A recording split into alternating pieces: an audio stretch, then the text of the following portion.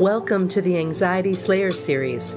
Our mission is to assist you with creating more peace and tranquility in your life through anxiety release exercises and supportive tools created to slay your anxiety.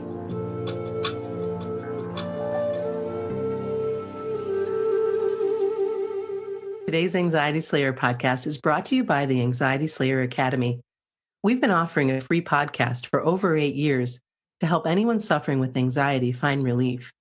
Now we're helping you go deeper by providing step-by-step support on how you can get the best experience from our favorite tools and techniques for overcoming anxiety.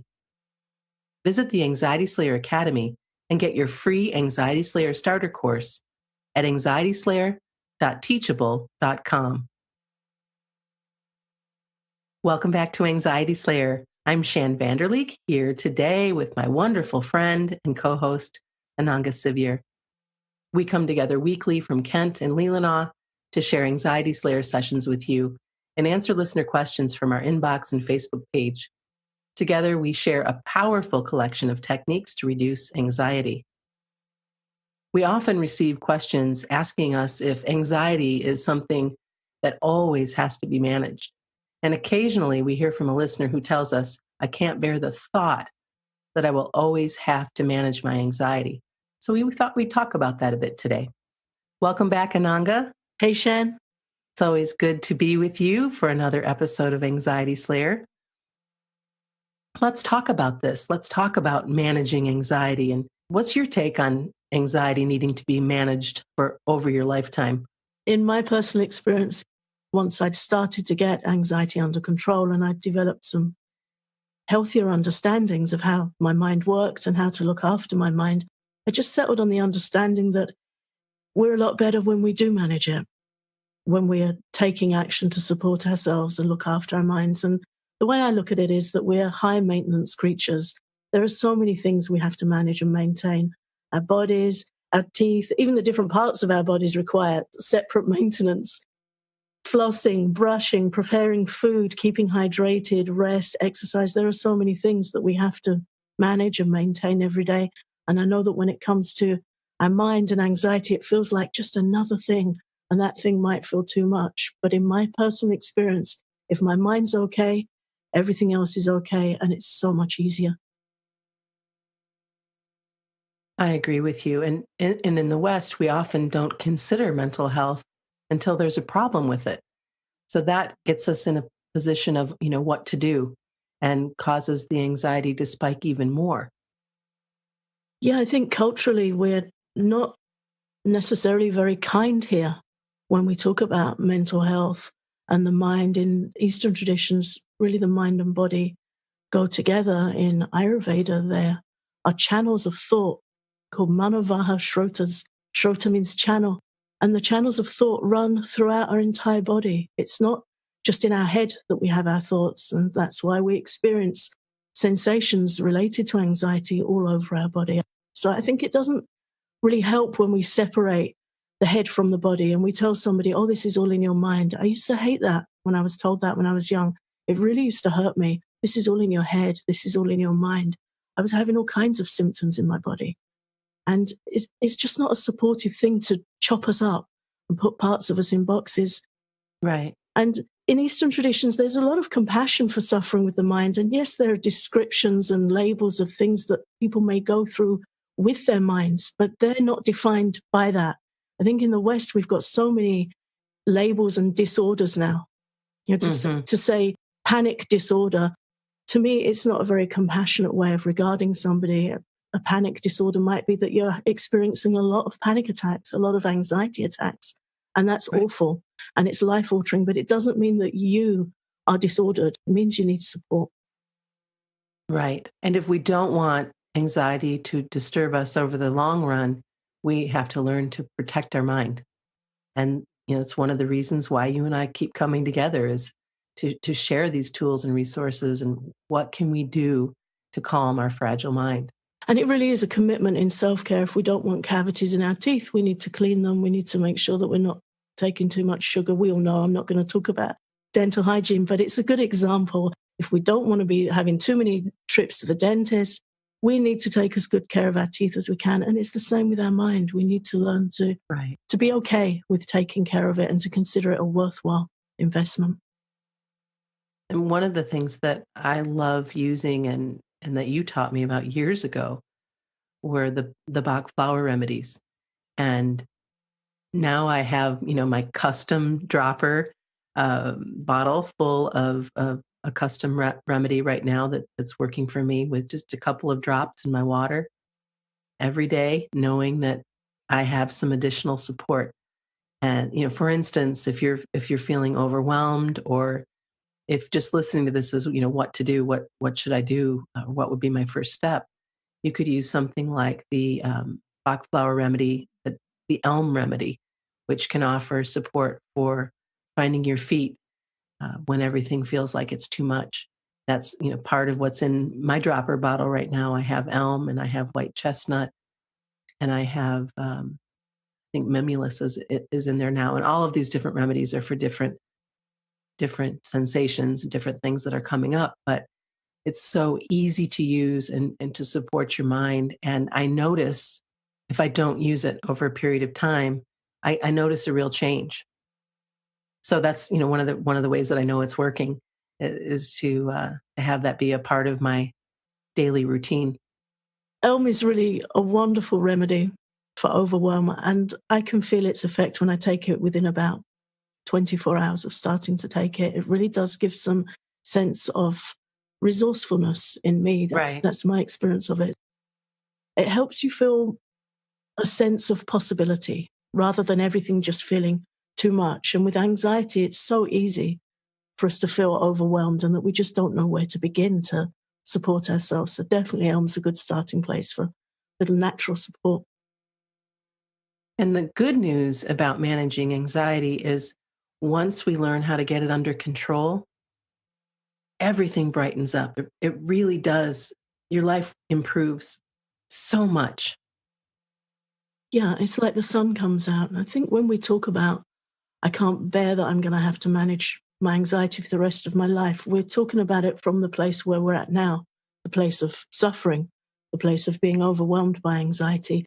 And that we don't have to manage for the rest of our life. When it's at its worst, it's a case of making a start to support yourself and get the anxiety down off red alert. So you have a little thinking space, a little breathing space, and then just gradually reviewing your choices, which we're going to be talking about later in this episode, of how to support yourself to feel more calm, more confident, and more in control. And as you said, Shannon, once you start taking those steps, it really does get brighter. You can feel it. And managing anxiety really can be a very good thing because the mind can elevate us. It can be used for spiritual advancement. It can be our best friend when we look after it. My goodness, that when I learned to be sweeter to myself, that and really learned how to manage the inner critic that we all have, what a nice shift to learn how to be sweet to yourself, turn that voice and from a critic to a friend. But it also requires constant care and guidance. And that's okay. The more we look after our mind, the better off we're going to feel, the better off everything around us is. So this just becomes a part of your daily self-care. After the break, we'll be sharing some ways to manage anxiety that will support your sense of well-being. The Anxiety Slayer podcast is sponsored by Health IQ. If you listen to Anxiety Slayer on a regular basis, you know that Ananga and I are very health conscious. We often recommend healthy nutrition, yoga, walking in nature, and an overall fitness plan for your mind, body, and soul.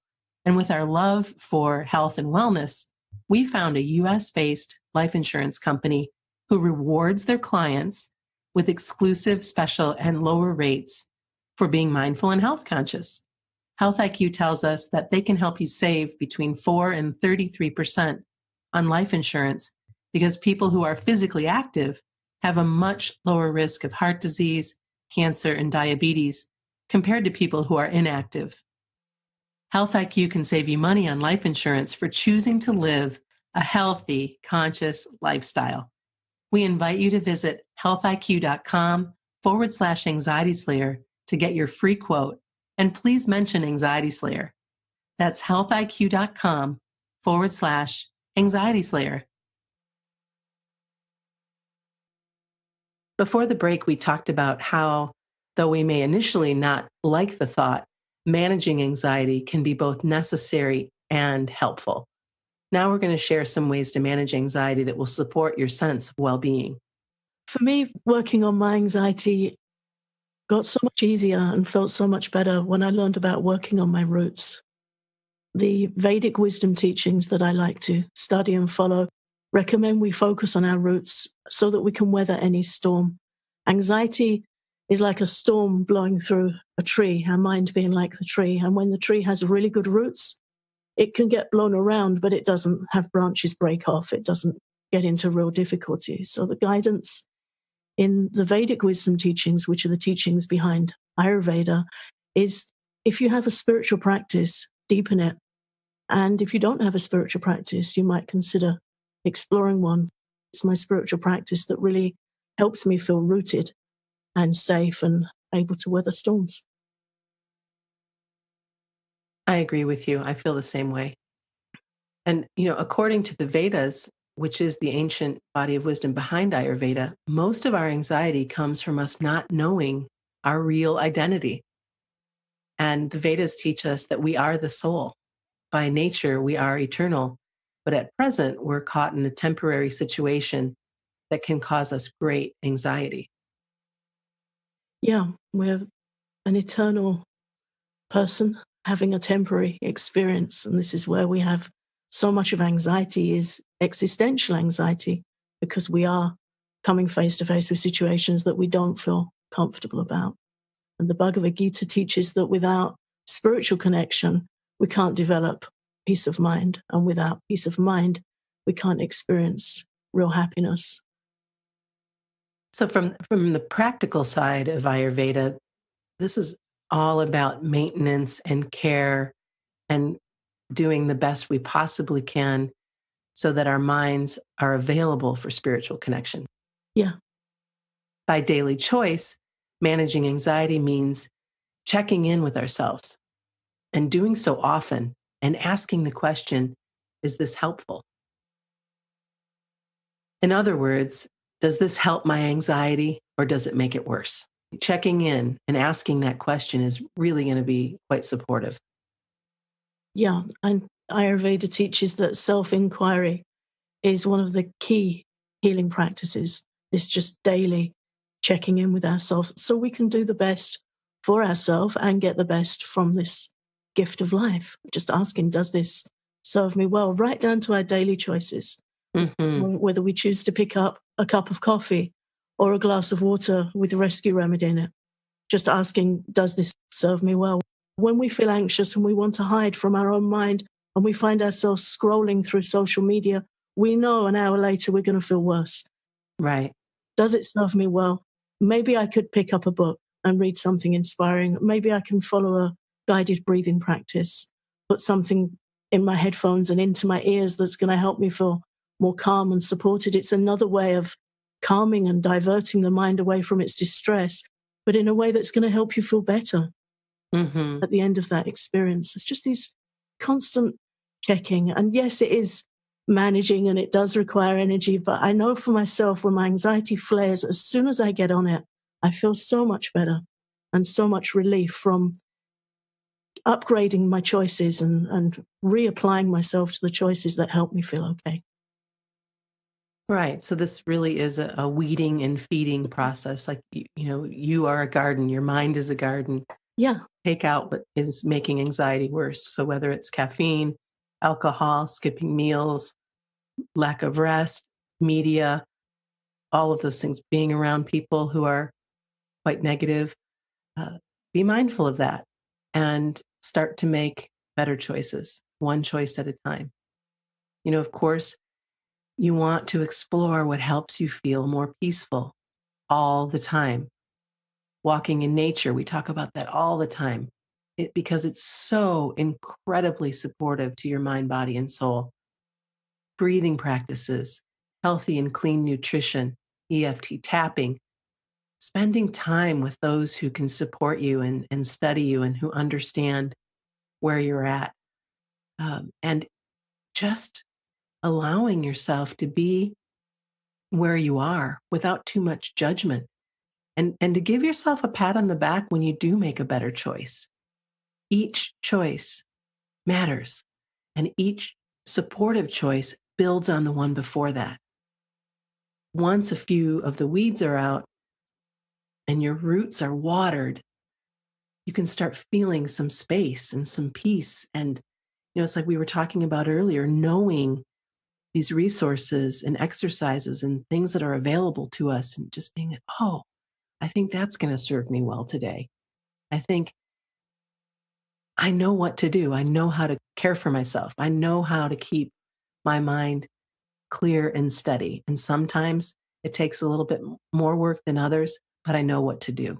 And we always feel better once we begin it. So maybe we can reframe management and call it gardening, mind gardening. Yes. I really like to think of my mind as a garden and how I can help myself get the weeds under control, not plant seeds of new weeds. And one of the key ways we do that is by subjecting ourselves to the deluge of negative media. Whatever goes in our mind stays there. My spiritual mentor teaches that what we let into our heads is like footprints in concrete. So when we let negative imagery and stuff from the media that we can't do anything about into our head, or dramatic viewing, movies and drama that we might think we're going to escape by watching it for an hour or two, but it's in our head. And in my head, that comes out and haunts me later on. So he teaches that all these things are like footprints in wet concrete. It's so easy to step in wet concrete and make a mark, and really hard to get it out. So to be very careful that we're not inadvertently planting the seeds of weeds in our mind, and plant flowers. If you want to go deeper with this topic, we have How to Calm Your Fragile Mind available for a special spring sale at 25% off for 4 days only until this Sunday. We often receive questions in our inbox asking us to teach more about working with unwanted thoughts and painful emotions. And we also receive regular requests for more information on Ayurveda and its teachings on how to calm the mind. So this is the course where we go in depth into both subjects. And we've just included some extra wisdom teachings and practices. Our new updated version of How to Calm Your Fragile Mind now includes teachings on how to use your senses to calm your mind, the emotional stress release technique to help you find relief from unwanted thoughts, a guided EFT tapping practice for honoring your emotions, plus a guided Ayurvedic meditation for finding peace in the present moment. To claim your discount, visit anxietyslayer.teachable.com and then choose How to Calm Your Fragile Mind. And then all you have to do is use the coupon code FLOWERS, all lowercase, on the checkout page. Thank you so much for listening to Anxiety Slayer. We're grateful that you come back week after week, and you're welcome to join us on our Facebook page or private Facebook group. We just really appreciate you listening in. And if you feel so inclined, we'd love a rating and review over at iTunes. Get everything you need to start slaying your anxiety today. Visit anxietyslayer.teachable.com to claim our free Anxiety Slayer starter course. You get 4 guided sessions, including an EFT tapping session, guided breathing practice, and special module on overcoming the fear of anxiety. Claim your free Anxiety Slayer starter course at anxietyslayer.teachable.com.